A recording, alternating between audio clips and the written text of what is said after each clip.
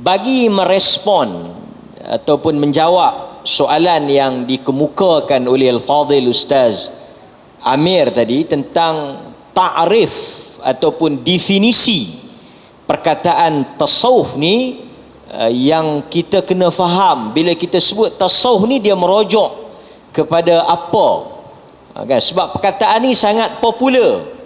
Tasawuf ni sangat dekat dengan orang Islam. Kita selalu sebut tasawuf ni dia merujuk kepada ilmu akhlak. Dia merujuk kepada ilmu apa? Membentuk perangai yang elok, sikap yang baik. Sebab itu kita kata bila mengaji tasawuf ni dia merujuk kepada tajuk itulah. Kan? Walau bagaimanapun, untuk makluman kita semua, perkataan tasawuf itu tidak wujud di dalam Al-Quran ataupun di dalam hadis. Itu dulu. Sekali lagi saya akan bahas. Perkataan tasawuf itu ada tak dalam Quran? Tak ada. Ada tak Nabi menggunakan perkataan tasawuf? Tak ada. Tuan-tuan carilah mana-mana Al-Quran, ayat-ayat Al-Quran ataupun hadis-hadis Nabi yang Nabi menggunakan istilah itu, tuan-tuan tak akan jumpa perkataan itu. Saya nak clearkan perkataan itu dulu. Sehingga kan di kalangan para ulama, mereka menyatakan bahawa penggunaan istilah tasawuf ini tidak dikenali atau tidak digunakan istilah itu di kalangan para sahabah. Sebab itu perkataan itu tak digunakan, perkataan tasawuf itu. Di kalangan ahlul hadis, mereka tak berapa nak berkenan lah perkataan tasawuf itu, kerana ia tidak digunakan oleh Nabi SAW dan para sahabat. Istilah itu nanti dulu. Tuan-tuan jangan meloncat lagi. Okey, baik.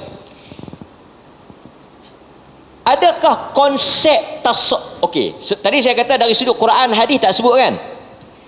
Dari sudut perkataan Arab, kalau kita belajar agama, sesuatu perkataan itu atau sesuatu perkara itu akan didefinisikan, akan ditakrifkan melalui dua takrif ataupun mengikut dua perkara.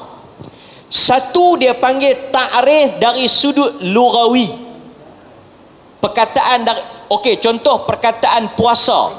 Puasa dari sudut bahasanya imsak, menahan. Dari sudut bahasa Arabnya puasa itu artinya menahan. Okey, lepas dah selesai bahasa, kita akan pergi kepada perkara yang kedua, iaitu apa dia? Dari sudut istilahnya apa dia? Perkataan tasawuf ni, saya sebut pada tuan-tuan, kan tajuk soalan saya tu nak kena clear tasawuf ni. Perkataan tasawuf ini dari sudut lughahnya, para ulama berbeza pendapat. Dia ni asal daripada perkataan apa? Bahasa pun dah problem ni, tasawuf ni. Sehingga kan ada macam-macam pendapat yang kata tasawuf ini berasal daripada ahlus sufah. Perkataan tasawuf itu sufah, artinya orang-orang yang duduk di masjid Nabi. Kan, di masjid Nabi ada di kalangan sahabat yang mereka ini miskin, tak ada rumah, mereka duduk menetap di masjid Nabi, mengaji dengan Nabi. Antaranya Abu mana? Abu Hurairah. Jadi bila dia sebut tasawuf ni, dia merujuk kepada ahlu sufah tu. Ada juga yang kata perkataan tasawuf ini dia berasal daripada as-suf, iaitu bulu pakaian yang diperbuat daripada bulu. Pakaian yang diperbuat daripada bulu, perkataan itu. Kerana orang-orang tasawuf ni pakai pakaian tu lah. Jadi perkataan tu sendiri ada apa? Ada perbincangan. Dapat? Okey. Tak apalah, kita tolak sebelah lah istilah tasawuf tu. Ada tak konsep tasawuf itu di dalam Al-Quran dan Sunnah? Sebab di kalangan ulama dia kata apa? Tidak ada pertelikahan la musyahah, tidak ada pertikaian dari sudut Nama istilah ni boh pilah nama apa pun, yang penting konten tu. Yang penting apa? Konten tu, isi dia tu.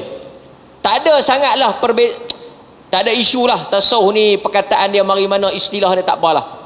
Cuma saya nak sebut kepada tuan-tuan, apabila kita sebut tasawuf, dia merujuk kepada apa yang Quran dan sunnah sebut dengan tazkiyatun nafs. Sebab kadang-kadang bila kita tak nampak benda ni, kita tak tahu kata kita mengaji tasawuf. Kalau kita tak guna istilah tasawuf, kalau kita guna istilah tazkiyatun nafs ataupun tazkiyatur ruh pun sama.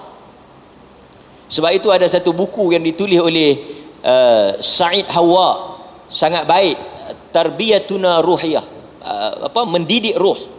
Buku yang sangat bagus untuk kita baca. Dia tentang tarbiyah ruh. So kesimpulannya apa? Tasawuf ini ialah ilmu ataupun konsep yang disebut oleh Al-Quran, disebut oleh hadis, berhubung dengan penyucian jiwa. Okey. Di dalam Al-Quran, apabila Allah Subhanahu wa taala menghantar Nabi sallallahu alaihi wasallam, Allah menyatakan di antara tugas Rasul itu, yang pertama, yatslu alaihim ayatika, dia membacakan kepada mereka ayat-ayatnya. Maksudnya Allah hantar Nabi ini pertama untuk wa yu'allimuhumul kitab, untuk mengajar kitab Quran. Di samping tugas Nabi mari ajar Quran, bawa wahyu, ajar hukum, Allah menyatakan di dalam Al-Quran, tugas Nabi ini apa? Wa yudzakkihim, iaitu mengajar mereka untuk membersihkan diri mereka daripada sifat-sifat mazmumah yang tercela dan buruk. Jadi sebab itu, apabila kita bercakap soal tasawuf, ataupun sebahagian guna perkataan yang Quran guna tazkiyatun nafs, ataupun sebahagian orang dia panggil apa? Tasawuf boleh pakai. Kalau kita nak guna yang Quran guna istilah tazkiyatun nafs boleh pakai. Satu lagi apa? Juga merujuk benda yang sama, iaitu ihsan. Kita ada tiga, betul tak? Satu apa? Satu apa yang pertama? Islam. Yang kedua, tuan-tuan, saya yang cuti, tuan-tuan tak cuti. Betul lah, saya cuti kuliah seminggu kan, tuan-tuan tak cuti. Bainama nahnu julusun 'inda Rasulillah sallallahu alaihi wasallam ذات يوم إذ طلع علينا رجل شديد بياض الثياب سواد الشعر لا يرى عليه أثر ثفر لا يعرفه أحد منا. Itu hadis yang selalu kita baca, hadis Umar Al-Khattab, yang mana Jibril mari tanya dekat Nabi, akhbirni anil Islam, akhbirni anil iman. Lepas tu Nabi kata apa? Akhbirni anil ihsan. Jadi ihsan itu ia merujuk kepada tasawuf. Sebab itu kita nak tegaskan di awal pusingan ini, saya tak ambil masa yang panjang di awal mukadimah ini, saya nak tegaskan apa? Ahlus sunnati wal jamaah, kelompok ahlus sunnati wal jamaah tidak menolak konsep tasawuf, tidak menolak konsep tazkiyatun nafs, tidak menolak konsep al-ihsan. An ta'budallaha ka'annaka tarah, fa in lam takun tarahu fa innahu yarak. Kita beribadah, kita hidup seakan-akan kita melihat Tuhan, ataupun Tuhan itu kalau kita tak boleh pergi kepada makam itu, kita pergi kepada makam yang pasti apa dia? Allah melihat kita. Jadi tuan-tuan, apabila tuan-tuan mengaji, tuan-tuan baca buku, tuan-tuan mendengar apa sahaja pengajian, pengajaran kitab yang membawa kepada menyucikan jiwa, membentuk akhlak pribadi, sikap yang baik, tutur kata yang terpilih, santun, maka itu yang dinamakan dengan tasawuf. Walaupun mungkin tuan-tuan tak ada tarikat, ini pun termasuk jugalah. Sekali lagi orang akan tanya, tasawuf dengan tarikat ni ada beza tak? Tuan-tuan, tarikat apa? Tuan-tuan, tariqah. Tuan-tuan, tariqah apa? Ada tarikat tak ni? Tarikat Ibn Taymiyah. Asalkan tarikat. Tariqah. Tasawuf dan tariqah ni tarikat ni dia duduk sekali lah. Tariqah, jalan kita menuju Allah. Jadi tarikat kita, tarikat apa? Tarikat Nabi SAW. Sebab itu saya nak buat kesimpulan dia tuan-tuan. Pasal apa tajuk ni besar, dan saya akan cuba tambah pada pusingan yang kedua. Saya tak nak beratkan tuan-tuan pada pusingan yang pertama. Saya nak sebut sikit ya. Tajuk tasawuf ini tajuk yang sangat dekat dan sangat rapat dengan masyarakat. Kerana tuan-tuan tengok, golongan-golongan yang dikenali dengan golongan sufi. Sufi ini maksudnya orang yang tasawuf lah. Sufi ini, mereka ini sangat popular dan ramai orang nak join. Jadi apa? Jadi ahli sufi ini. Dan kita akan tengok nanti, antara perkara yang masyarakat suka, apa dia? Join tarikat, masuk tasawuf. Sebab apa? Yang ni saya sebut.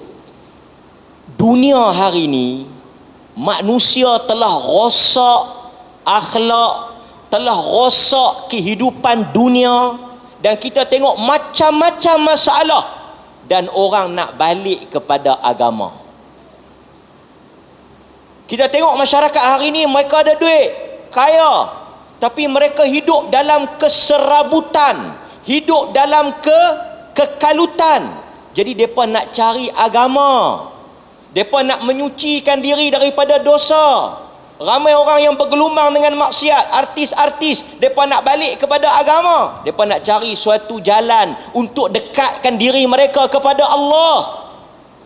Ramai kita jumpa datuk-datuk orang kaya yang mereka buat banyak-banyak kesalahan. Mereka mari jumpa ustaz, dia kata, macam mana ni saya nak bertaubat, saya dulu macam ni apa semua, nak balik kepada Allah. Maka ketika inilah tuan-tuan, kalau kita tak ada kefahaman yang jelas, kita akan tersasar memilih jalan tarikat yang sesat dan menyimpang daripada Quran dan Sunnah ni, kita akan rosak.